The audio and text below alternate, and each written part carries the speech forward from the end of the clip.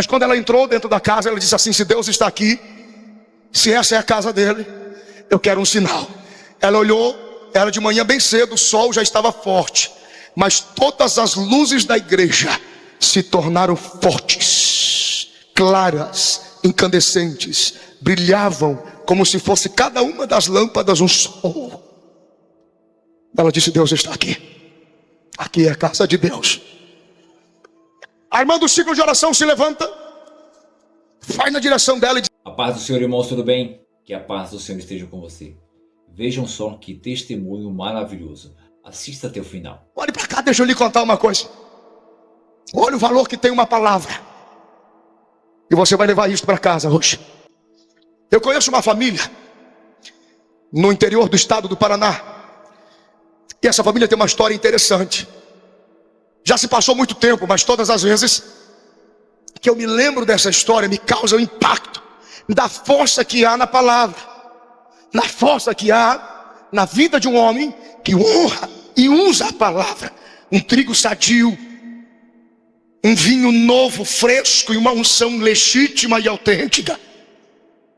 E esta família desfrutava de uma vida equilibrada, tranquila. Olhe para cá e preste atenção, não se mova. Amanhã é feriado. Eu sei que quem está aqui é porque ama a palavra. Se é verdade, levanta a mão da glória a Deus. Não posso fazer mais do que isso, eu posso pregar a palavra. Olhe para cá. Esta família passou por uma situação muito difícil. E o pai dessa família era gerente de uma grande loja aqui no sul, no Brasil. Muito conhecida, lojas HM, Hermes Macedo. E essa família conhecida, o senhor conhece, né, pastor Reuel? Aqui no sul. E esse homem trabalhava no Bradesco, saiu do Bradesco para trabalhar como gerente em uma das lojas HM. E a loja foi aberta na cidade de Toledo, no estado do Paraná. Quando a loja é aberta, ele vai trabalhar como chefe de loja, esperando a gerência. No ano de 1984, esse homem, ele sai de manhã da sua casa, passa pela loja e termina de acertar uns pormenores de uma moto que ele comprou de ano 84, zeradinho. Abriu a loja, deu início às atividades, e ele saiu de lá e foi até o Detran regularizar a moto. No meio do caminho tem uma avenida muito movimentada. Esse homem é atropelado por um caminhão. O caminhão lança ele no chão e ele dá de encontro ao meio-fio, a cabeça lesionada, traumatismo craniano, sangrando pelo nariz, pela boca, pelo ouvido, dado como morto praticamente, gelado dos pés à cabeça. Em desespero, essa senhora me conta que, não sei se por sorte ou por ironia, mas passa a ambulância do corpo de bombeiro. Toma esse homem e leva para o hospital. No hospital da cidade de Toledo não tinha recurso. Pega esse homem numa ambulância UTI, diante da tecnologia que dispunham, e leva esse homem para Cascavel. Chegando em Cascavel por volta das 9h30 da manhã, ele entra na UTI, entra na cirurgia e sai às 6 e pouco da tarde direto para a UTI, com a cabeça aberta do lado esquerdo, com 32 pontos de um lado ao outro. Naquele tempo, conta essa senhora, que não havia tomografia computadorizada, e logo tinha que abrir toda a cabeça e tirar osso por osso, coágulo por coágulo. Essa senhora conta que esse homem projetava uma casa nova, ser gerente do Bradesco, e acreditava que a abertura das lojas HM para ele seria uma projeção ainda maior, e ele entende, sai do que era original e lhe sustentava e vai pelo mapa. Mas ele não sabia que o mapa não é o território. Mapa é o mapa, território é outra coisa diferente. Na prática é diferente. Esse homem sai e vai para a UTI. Essa senhora diz que ele passa 60 dias na UTI. Enquanto ele está na UTI, ele vai atrofiando tudinho. As pernas vão dobrando e enrolam atrás do corpo. Os braços se enrolam atrás da cabeça. E aquele homem que tinha em torno de 1,71 m, 72 de altura, ele fica com 1,40 m de tamanho, pesando 36, 38 quilos. Osso, pele, jogado ali num colchão de água, feridas enormes nas costas. Depois que terminam 60 dias de como ele volta, fica 45 dias sem conhecer ninguém. Vai definhando, literalmente um rabisco em cima de uma cama. Passado 2 anos e pouco, quase 2 anos e meio, o médico chega e diz assim: senhora, acho que não vale a pena a senhora continuar lutando com isso. Esse homem não tem quadro evolutivo nenhum. Ele está com atrofiamento abdominal há muito tempo. É uma questão de dias para parar todos os órgãos. Não tem expectativa, senhora. Ele come por uma sonda no estômago da grossura de um dedo. Olha aí a situação do seu esposo. Traqueostomia aqui, não fala, não ouve. Está completamente condenado. Por que a senhora não faz o seguinte? Volta para sua casa e leva ele com a senhora, espera alguma coisa. E naquele desespero, esta senhora toma aquele homem, leva para casa. E quando chega em casa, dias de penumbra e de desgraça se acentuam manhã após manhã. Manhã após manhã. Os amigos, a família, todo mundo tem responsabilidade. Mas ninguém ligava, ninguém dava as caras. Muita coisa se perde quando você está com problemas. Muita coisa se perde quando você tem problemas. Amigos se perdem, parentes se perdem, pessoas vivas e mortas, mortas e vivas se vão quando você tem problemas.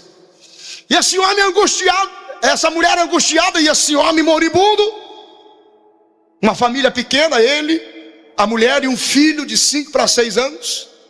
Passando o tempo, ela foi tomada de um desespero, uma depressão profunda e não sabia mais o que fazer. Até o dia em que ela se levantou pela manhã e colocou na mente e no coração: vou resolver isso. Ela ouvia uma voz que dizia para ela: isso é vida para ser vivida? É assim que você quer terminar? Moribunda, com um homem largado, um rabisco sem ninguém. E a voz dizia para ela assim: olha, se você é inteligente, dá um jeito nessa vida. E ela perguntava para a voz que falava com ela: mas o que é que eu faço?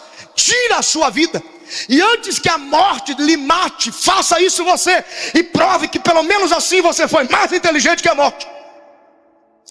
Antes que a morte mate o seu marido, mate ele e você, e diga que este prazer a morte não vai ter, porque quem vai matar é você. Antes que a morte mate você, mate, faça isso você mesmo, porque esse é o sentimento que o suicida tem. O suicida não quer se matar, ele quer matar o que está matando ele.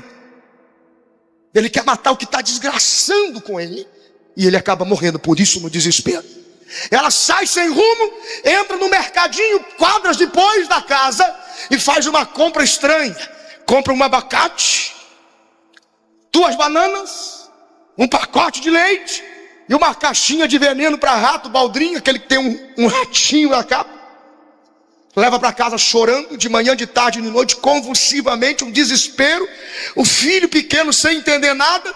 O marido amarrado na cama, todo torto, porque as convulsões que começaram com o acidente vinham de hora em hora, muitas vezes 4, 5, 6 vezes no dia. Tomando Epelim 3 vezes ao dia, Gardenal toda noite.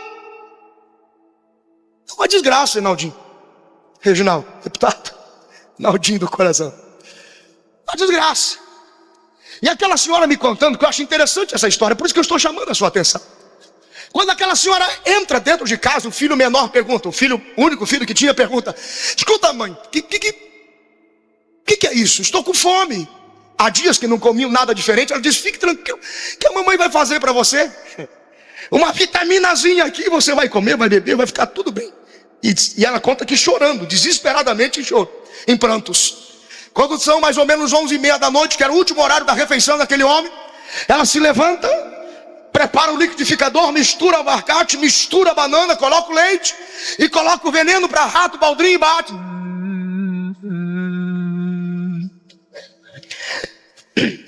Faz aquela vitamina. Aquele homem era alimentado por uma sonda na grossura de um dedo, direto no estômago. Uma válvula que abria. Uma seringa de 20 ml era sugada, injetado a vitamina, injetado a sopa. Não podia ser quente demais, porque queimava o estômago, nem frio demais, quem empedrava. Convulsão, praticamente de hora após hora. Aquela mulher se levanta às 11h30 da noite, em prantos. Ela enche 2 copos com a vitamina envenenada, pega uma seringa de 20 ml e suga a vitamina. Quando ela senta do lado daquele homem, o homem começa a se agitar além do normal. E não era convulsão, era uma agitação anormal. O menino que estava sentado aos pés da cama disse assim para a mãe, para a irmã: mãe, o pai está muito agitado. Por que a senhora não liga o radinho? Liga o rádio da cabeceira da cama.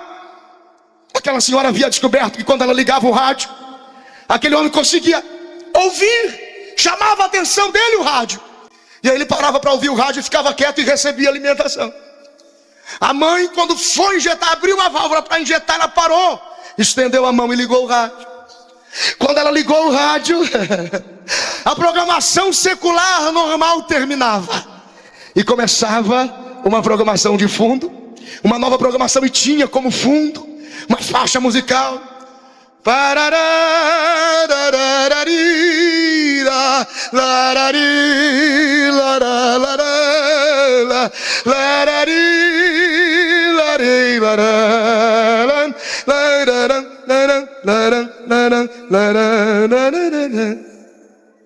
De repente do rádio, pastor Oséias Gomes, saía um pastor com palavra. A saudação dele já era assim: povo de Deus, povo da paz, povo do amor e da esperança, muito boa noite na paz do Senhor. Está começando agora um culto no seu lar, e eu tenho uma palavra de Deus. Palavra, trigo. Aquele homem começa a falar com eloquência no rádio: irmãos, Deus está me revelando aqui no rádio que existe uma família agora junto ao pé do rádio. Coisas que o senhor faz o dia inteiro, pastor. Eu nunca pare de dizer isso, não importa se o senhor esteja sozinho. Mas ele disse: existe uma família junto do rádio agora que está no leito de enfermidade, um homem doente sobre a cama, e Deus me revela uma mulher com intenção de tirar a sua vida. Deus me revela uma mulher com intenção de matar o seu esposo e de matar esta criança pequena que está do seu lado. Eu convido aos crentes de Toledo, no Paraná, agora, que dobrem os seus joelhos comigo e comecem a orar. E ele começa a orar: espírito de morte, sai dessa casa, sai dessa família agora, porque Jesus Cristo veio, senão para desfazer as obras do diabo. Espírito de morte, sai. Espírito do assassino, sai. Espírito da desgraça, sai. Espírito do túmulo aberto, sai. Espírito da cova aberta, saia. E ele começava, pastor Luiz Antônio: em nome de Jesus Cristo, em nome de Jesus Cristo, a palavra, o verbo, em nome de Jesus Cristo, em nome de Jesus Cristo, em nome de Jesus Cristo. A palavra é o verbo, o trigo vivo, o pão vivo que desceu do céu.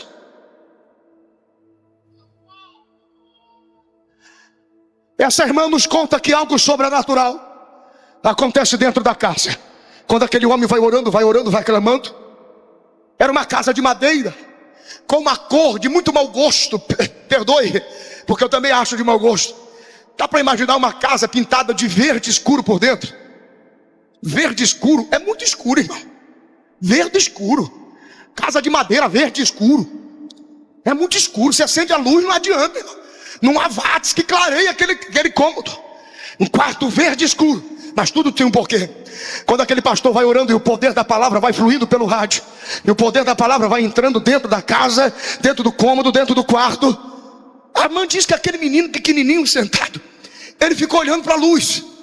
E quando ele olhou a luz começou a se tornar cada vez mais intensa, mais clara. E aí quando ele viu, as paredes não eram mais verdes, as paredes estavam todas brancas. A casa estava clara pela glória de Deus que estava dentro do quarto.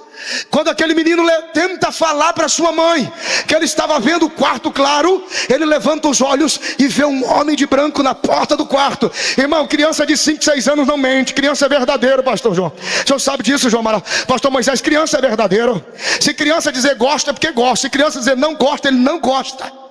Se criança diz viu, ele viu. Se diz não viu, não viu. Ainda mais de 5 a 6 anos que começam os reflexos de defesa. E é natural. E ele levanta os olhos e vê. E a irmã diz que quando ele começa a ver aquele homem vestido de branco, ele tenta olhar para o rosto e não consegue. Muitas vezes mais forte do que esses holofotes. Diga-se de passagem, o pastor Takayama tem uns holofotes que ilumina até a alma da carreta dele. Ou trem forte aquele negócio, aquela luz. Escuta, ele não conseguia olhar para o rosto. Ele tentou chamar a atenção, e aquele homem sai da porta, e ele vê apenas um homem andando para lá e para cá na sala de casa. Ele mal andava, ele flutuava com as mãos estendidas para trás, e havia um movimento suave. Ele consegue tocar o ombro da mãe. Quando ele troca o ombro da mãe, ele diz: mãe, tem um homem vestido de branco dentro da sala de casa, e eu acho que ele está doente igual o pai, porque as mãos deles e os pés deles estão vertendo sangue a tuas feridas. As mãos estão feridas, os pés estão feridos. Por isto Jesus se manifestou para desfazer as obras do diabo. Pastor Carlos Quintanilha, por isso ele se manifestou. Quando ele disse para a mãe, tem ferida nos pés, tem ferida nas mãos, a mãe levou um susto. Os 2 copos de vitamina envenenada, pastor Reuel, que estava no criado, parece que saltaram para cima, trincaram na parte de baixo. Eu acredito em sobrenatural. Quem ora sabe o que é isso. Quem usa a palavra sabe o que é isso. Sobrenatural existe. Eu estou falando com homens que vivem o sobrenatural de Deus. O copo trincou embaixo, a vitamina começou a vazar, e a seringa que estava na mão daquela irmã, ela trincou. Pastor Reuel, a vitamina escorreu pela mão, ela gritou, disse: Deus!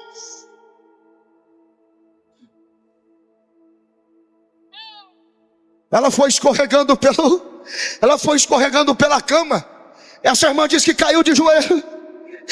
Na hora que ela caiu de joelho, ela falava em voz baixa: Deus existe, Deus existe, e se lembrou de mim. Deus existe e se lembrou da minha casa.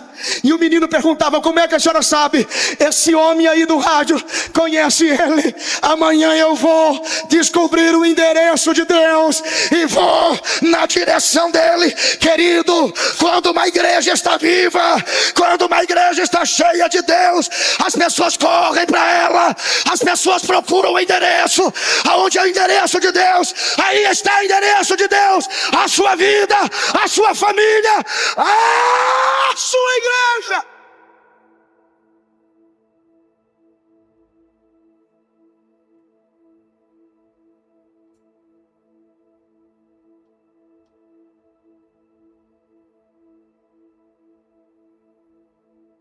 Escute o que eu vou dizer.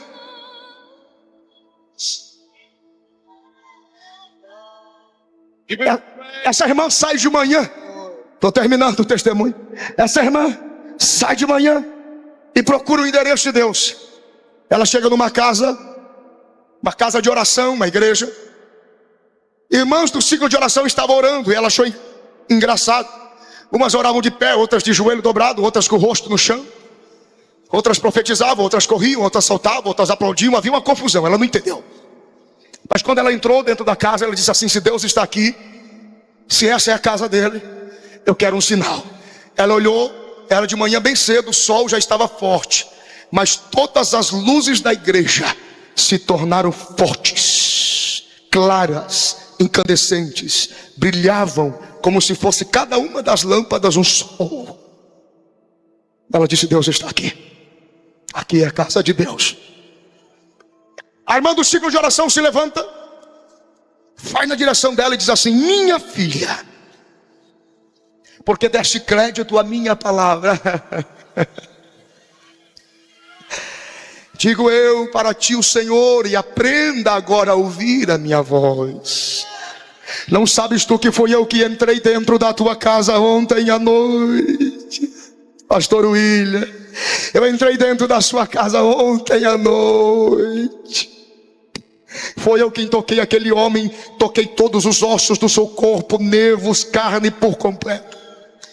Filha, assim digo eu para ti: levanto aquele homem da morte agora. coloco ele de pé e bem vivo ao seu lado, mas faço contigo um negócio. Aquela criança, aquele pequeno, não te pertencerá mais, porque nasceu para a minha obra, nasceu para a minha causa. Vai ter dias em que você vai querer passar um Natal com ele, um domingo com ele, não é mais seu. Quando você chegar em casa, se despeça dele, porque eu estou tomando para mim, para crescer na minha casa, diz o Senhor. A irmã diz que caiu de joelho. Quando ela cai de joelho para dizer a frase meu Deus, ela não consegue dizer meu Deus. Jesus a batiza com o Espírito Santo e ela começa a falar em línguas estranhas pela primeira vez. Enquanto isso, lá na casa, o menino estava cuidando do pai e de repente bate na porta. Quando ele corre para abrir a porta, era o vereador da cidade, senhor José Pinto de Andrade. Quando ele abre a porta, o menininho olha e diz assim, pois não. E o homem diz assim, a sua mãe está aí. Ele diz, minha mãe não está, saiu. Escuta, eu trouxe umas coisas aqui para vocês. Aonde é que eu posso descarregar? O menino não entendeu, falou, tem uma área no fundo de casa, pode colocar ali. O homem vira o carro, a caminhonetazinha dele, e coloca 1, 2, 3, 4, 5, 6, 7, 8, 9 caixas de compra. Quando ele despeja a última caixa de compra, de dentro da caixa cai uma caixinha de bombom. Quando cai aquela caixinha de chocolate de bombom, aquele menino corre, porque Deus sabe como tratar com as nossas crianças. Aquele menino corre e abraça a caixinha de bombom e diz, isso aqui só pode ser meu. Isso aqui só pode ser meu. Quando ele agarra, pastor Luiz Antônio, na caixinha de bombom, ele olha para o homem e diz assim, tio, quem é que trouxe isso aí para nós? E o vereador disse assim, ele pensa um pouco, olhando para uma criança, 5, 6 anos. Ele pensa um pouco e diz, olha, foi Deus que mandou isso aí para vocês. E para criança você não dá uma resposta só. Criança é batizada no Espírito por quê? Por quê? Por quê? Ah, por quê? Ah, por que não? Ah, por que sim? Ah, por que não dá? Ah, quem é? Por quê? E o menino já mandou, por quê? Quem é Deus? O homem se confunde, olha para o menino e falou assim, você nunca viu falar de Deus? Você não lembra da cruz? Você não lembra das mãos pregadas na cruz? Dos pés pregados? Você não lembra das feridas, das machucaduras? O menino olha e diz assim, eu sei que é Deus, eu sei que é Deus. Aí o rapaz pergunta, mas como é que você sabe quem é que é Deus? Tio, ele esteve aqui em casa ontem à noite, e vou dizer uma coisa para o senhor, ele está muito machucado, mas nessa cruz, ele não está mais não. Ele andava para lá e para cá, ele andava e não tinha cruz, ele andava e não tinha cruz, ele andava e não tinha cruz.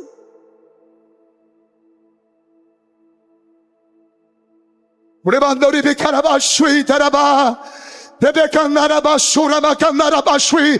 isso o Filho de Deus se manifestou para desfazer toda a obra do diabo. Levante as suas 2 mãos ao céu se esta palavra do Filho de Deus ressuscitado é verdadeira. Tem milagre para todos, a liberdade para todos, a cura para todos. Hoje chegou salvação para todos. Olhe para cá.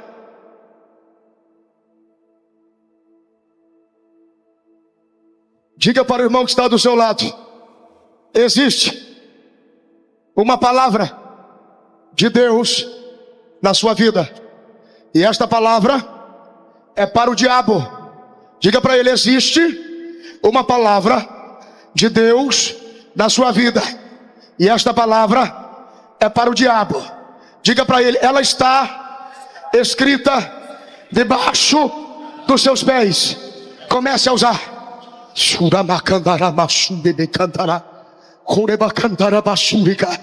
Porque a vitória é nossa pela pelo sangue de Jesus. A cabeça venceu, você vence. A cabeça triunfou, você triunfa. A cabeça!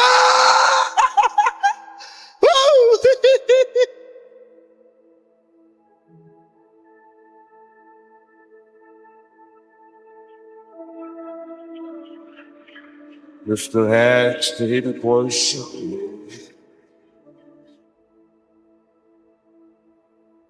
Olhe para cá todos, olhe para cá todos. Olha aqui nos meus olhos. Se você, o filho de Deus, se você é filho de Deus, e se você tem o que Ele diz que você tem, chega de lutar, comece a triunfar.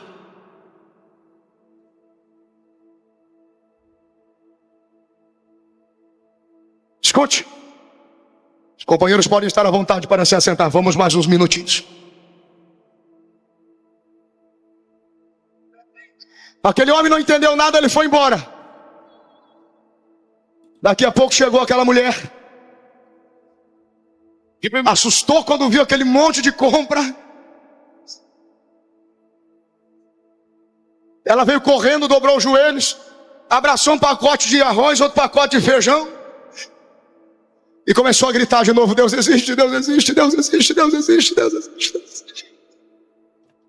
Aí o menino perguntou assim: mãe, como é que a senhora sabe que foi Deus que mandou? E a irmã perguntou: mas por que, meu filho? Porque eu acho que ele mandou um funcionário dele aqui em casa trazer isso aqui para nós. Ela abraçou o menino, e o menino falou no ouvido dela: mãe, como que a gente diz obrigado para Deus? E a mãe disse: a gente diz assim, ó. Levantou a mão do menino, e o menino disse junto com a sua mãe: nós confessamos a Jesus como o único e suficiente Salvador de nossas vidas, para seguir enquanto viver. Aquela família não tinha mais nada até o momento. Agora tudo que tinha era Deus. Quando você está vazio, tem lugar para Deus. Quando você não tem nada, é lugar do Senhor ali. Quando